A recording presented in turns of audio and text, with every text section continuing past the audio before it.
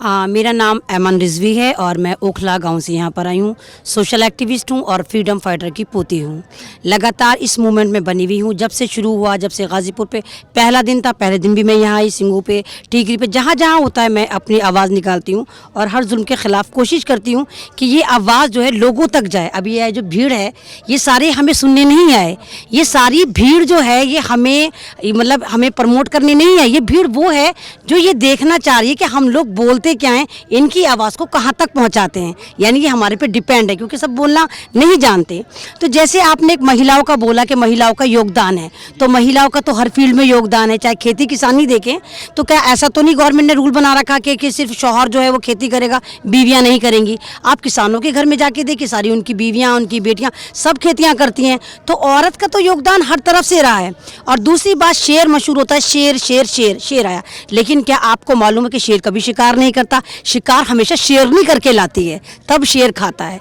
तो ये औरतें जो होती हैं भारत माता की जय कहलाती हैं। तो भारत पिता की तो जय नहीं होती, भारत माता की जय, यानी वहाँ भी हमारी ही जय बोलते हैं। और मोदी जी बेटी पढ़ाओ बेटी बचाओ का उन्होंने ये तो नहीं कहा बेटा पढ़ाओ बेटा बचाओ। वो बात अलग है कि बेटे भी सब बर्बाद कर दिए, रोजगार छीन के। बेटों को तो बेरोजगार करके बर्बाद करा और बेटियों को रेप करके इधर से उधर से करके बर्बाद करा।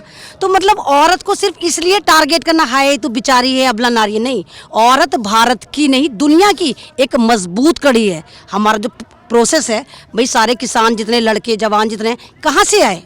औरत की उससे आए, उसके गर्भ से आए। तो औरत तो एक बहुत ऊंची चीज़ है। अगर वो यहाँ पर नज़र आ रही है तो उसको इसलिए टारगेट ना करा जाए कि वो कमज़ोर है। नहीं, जब वो अपनी पे आती है तो चंडी दुर्गा भी औरत ही बन जाती है ना। तो सिर्फ इसलिए ना करा जाए कि हम औरत हैं।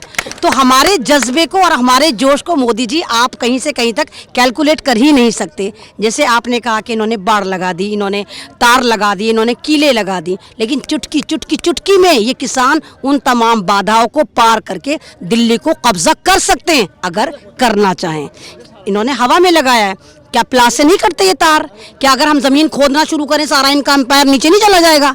है ना, चला जाएगा ना। तो जो किसान ज़मीन खोद के खेती करता है, मोदी जी तुमने उसको इतना हल्के ले लिया है ना। तुम जो कर रहे हो कर लो। किसान ने कब कहा कि वो दिल्ली पे यलगार करेगा? तो मोदी जी आप जवाब दे, वो यलगार आपने जो मचाया है, तांडव जो आपने मचाया, वो कौन लोग हैं जिनके लिए वो आपने बैरिकेड लगाए? किसान तो यही बैठा हुआ है। किसान तो ये कह रहा है कि बिल वापसी तो घर वापसी। उसने ये थोड़े कहा हम दिल्ली को चढ़ाई करेंगे। और इनके पास सब्सिट्यूट था, तमाम किसानों के पास था। 26 जनवरी में हम दिल्ली गए थे, मिनटों में दिल्ली कब्जा लेते, सत्ता गिरा देते जैसे बर्मा में गिरी। लेकिन हमने नहीं करा, क्योंकि हम हर काम संवैधानिक तरीके से करना चाहते हैं। हम इनकी तरह नहीं है कि आतंक मचाओ। पहले हम का खा गा अंगा पढ़ते थे, अब भारत में उल्टा हो गया कि वही सरकार चलाएगी जो मचाए दंगा।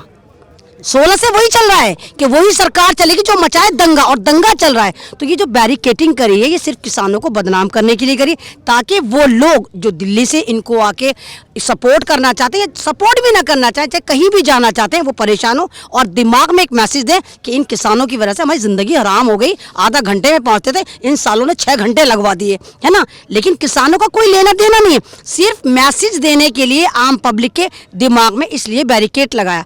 अब बैरिकेड इधर लगाया चाहे इधर लगाएं, लेकिन मोदी जी किसान का सब्र मत आजमाओ, क्योंकि ये भारत का भगवान है, अन्नदाता बोलते हैं मेरे को, है ना। और अभी आपने देखा इंटरनेशनल वॉइस शुरू हो गई। रिहाना कितनी पॉपुलर शख्सियत है, दुनिया के अमीर तरीन औरत मानी जाती है, सिंगर है। वो डिजिटल तवायफ तो नहीं है कंगना की तरह, हेमा मालिनी की तरह कि मुजरे के रे खुश हो गए, ट्विटर पे भौंक गए।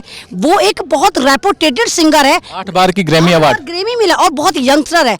तो वो 7 समुंदर पार करोड़ों मील की दूरी से भारत का दर्द महसूस कर पाई। तो ये कैसा भारत है, ये कैसा प्रधानमंत्री है, ये कैसी तवाइफ हैं? इनको यहाँ पर 2 किलोमीटर का दर्द नजर नहीं आ रहा, या हमें उग्रवादी और आतंकवादी बता रहे हैं? अगर उग्रवादी होते ना 2 मिनट में तुम्हें भून भान के ना बराबर कर देते, खुद ना मर रहे होते। 250 से ज्यादा मेरा भारत का किसान अब तक मोदी जी द्वारा, बीजेपी द्वारा, इस बिल द्वारा कत्ल कर दिया गया। मैं शहीद नहीं बोलूंगी, वो कत्ल करा गया। ना ये बिल आता ना वो मरते। तो ये लोग जज्बे से बैठे हुए हैं। ये मोदी जी बिल जब वापस जाएगा जब ही घर जाएंगे।